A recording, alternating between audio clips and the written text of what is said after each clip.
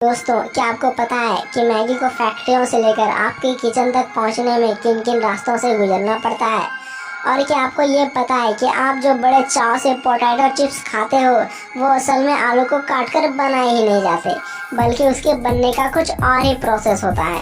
तो दोस्तों, आज की ये वीडियो आपके होश उड़ाने वाली है, क्योंकि आज हम आपको ऐसे ही डेली लाइफ में खाए जाने वाले चीज़ों के बनने की प्रोसेस को शुरू से लेकर अंत तक दिखाएंगे। तो दोस्तों, आप हमारे साथ इस वीडियो के अंत तक बने रहिएगा। तो अभी शुरू करते हैं अपना ये टेस्टी वीडियो। तो नंबर 1 पर है कैंडी बार। दोस्तों, आपने 5 स्टार जैसी चॉकलेट के ऐड को तो जरूर देखा होगा या उसे खाया भी होगा, पर शायद आपको ये पता नहीं होगा कि आखिर उसे फैक्ट्री में कैसे बनाया जाता है। इसे बनाने के लिए वो sugar, coconut oil, cotton syrup और मोलेसिस का इस्तेमाल करते हैं। फिर वो इन सारी सामग्री को मिक्स करके 8 से 10 मिनट के लिए गर्म करते हैं। बाद में उसे बड़े बर्तन में डाला जाता है और जो पिछले बार बनाते टाइम बची हुई कैंडी थी उसे भी नए सिरप में मिक्स कर दिया जाता है। बाद में इस मिश्रण को एक बड़े से स्टील के प्लेटफॉर्म पे डाल के एक दूसरे में अच्छे से मिक्स किया जाता है। बाद में उसे स्ट्रेचर मशीन में डाल दिया जाता है, जो उस कैंडी को 5 मिनट तक स्ट्रेच करता है। बाद में गरम पीनट बटर को इस कैंडी के लेयर पर सही मात्रा में डाला जाता है। बाद में इस बड़े लेयर को बेलन का आकार दे दिया जाता है, जो आगे जाकर चॉकलेट बार के साइज जितना बन जाता है। बाद में दूसरी मशीन हर 5 इंच के अंतर पर एक मार्क लगाती है और उन्हें काट देती है। बाद में इन बार्स को कन्वेयर बेल्ट की मदद से हॉट चॉकलेट के नीचे ले जाया जाता है। बाद में पैक करने वाली मशीन इन्हें एक एक करके प्लास्टिक के पेपर्स में पैक करके सील कर देती है। सील होने के बाद इन्हें बड़े बॉक्सेस में पैक करके मार्केट में भेज दिया जाता है। दोस्तों, नंबर 2 पर है हॉट डॉग। हॉट डॉग के बारे में बताने से पहले अगर आपने इस वीडियो को अभी तक लाइक नहीं किया है तो इस वीडियो को लाइक जरूर कर दें। तो अब आते हैं हॉट डॉग पर। दोस्तों, इसका नाम आपने कभी ना कभी जरूर सुना होगा या शायद आपने इसे खाया भी होगा। दोस्तों, इस चीज से बनाए गए प्रोडक्ट्स अमेरिका में काफी फेमस हैं। तो चलिए देखते हैं इस हॉट वाले डॉग को कैसे बनाया जाता है। सबसे पहले कच्चे मांस को एक ग्राइंडर में डाला जाता है, जो उसे एक सांचे में बाहर पुश करता है।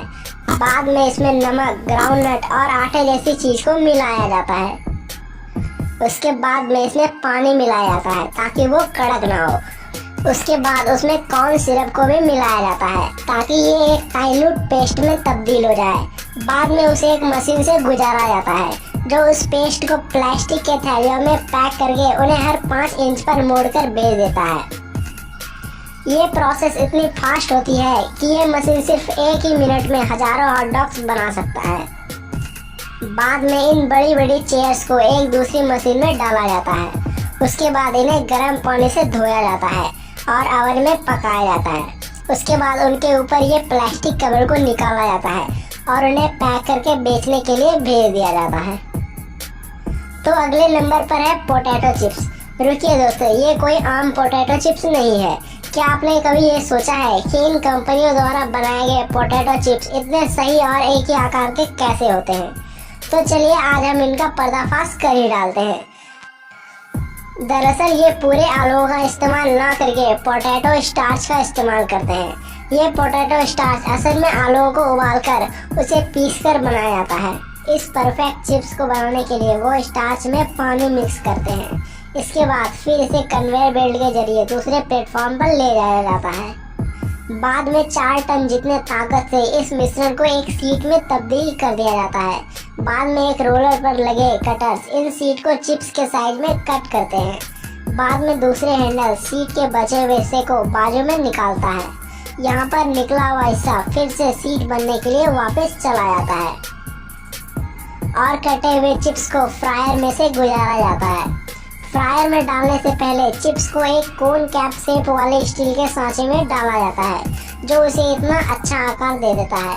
इसी वजह से ये चिप्स इतने सही और एक ही आकार के दिखते हैं। बाद में इन्हें एक कन्वेयर बेल्ट से दूसरे कन्वेयर बेल्ट पर डाला जाता है। उसके बाद आता है इसका सबसे ज़रूरी हिस्सा, जिसके कारण चिप्स का स्वाद इतना अच्छा आता है।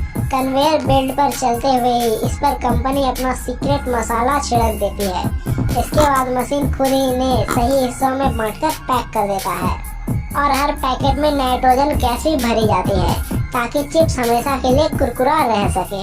फिर इसे बिक्री के लिए मार्केट में भेज दिया जाता है। दोस्तों, अब आती है आपकी फेवरेट मैगी की बारी। दोस्तों, ये कंपनी सिर्फ 2 मिनट में ही नूडल्स बनाने का दावा करती है, पर मुझे नहीं लगता कि आप मैगी 2 मिनट में बना लेते होंगे। यदि सच में आपने मैगी को 2 मिनट में बनाया है तो नीचे कमेंट में जरूर बताइएगा। जरा हमें भी तो पता चले कि कितने लोगों ने मैगी को सिर्फ 2 मिनट में ही बना दिया है।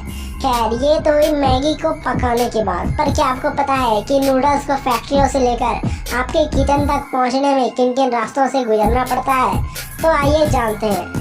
सबसे पहले आटा, मैदा, पानी तथा कई केमिकल्स को एक मिक्सर में डालकर अच्छी तरह से मिक्स किया जाता है। उसके बाद इस मिश्रण को एक चैम्बर में डालकर अच्छी तरह से गूंदा जाता है। यहाँ पर इस बात का खास ख्याल रखा जाता है कि आटा गीला ना हो जाए। फिर गूंदे हुए आटे को 2 बेलन के बीच से गुजारा जाता है, जिससे इन आटों की जिगजैग शेप की शीट तैयार हो जाती है। और इस आटे की शीट को और भी कई बेलनों से होकर गुजारा जाता है, जिससे आटों की शीट और भी पतली होती चली जाती है। इसके बाद इस मशीन के आखिर में इस परत को कटर के जरिए नूडल्स के शेप में काट दिया जाता है, जहां इनके आगे लगे कटर्स इन नूडल्स को समान भाग में काटते रहते हैं। फिर कन्वेयर बेल्ट के जरिए इन नूडल्स को आगे दूसरी मशीन में डाला जाता है, जहां पर लगे कटर इसे पैकेट में भरे जाने लायक लंबाई में बराबर हिस्सों में काट लिया जाता है। फिर नूडल्स सूख जाने के बाद प्लास्टिक के पैकेट में पैक कर इसे आपकी किचन में जाने के लिए मार्केट में भेज दिया जाता है। तो कुछ ऐसा होता है इन सभी चीजों का सफर। अगर आपको ये सफर पसंद आई हो तो इस वीडियो को लाइक जरूर कर दें, क्योंकि मुझे इन जानकारी को आप तक पहुंचाने में काफी समय लगता है। और अगर आप ऐसे इंटरेस्टिंग और नॉलेजेबल वीडियोस देखना पसंद करते हैं तो लाल बटन को दबाकर हमारे चैनल को सब्सक्राइब जरूर कर लें, साथ ही बेल बटन को भी दबा दें। आज के लिए इतना ही। अब आपसे हमारी मुलाकात होगी अगले वीडियो में। वीडियो देखने के लिए धन्यवाद।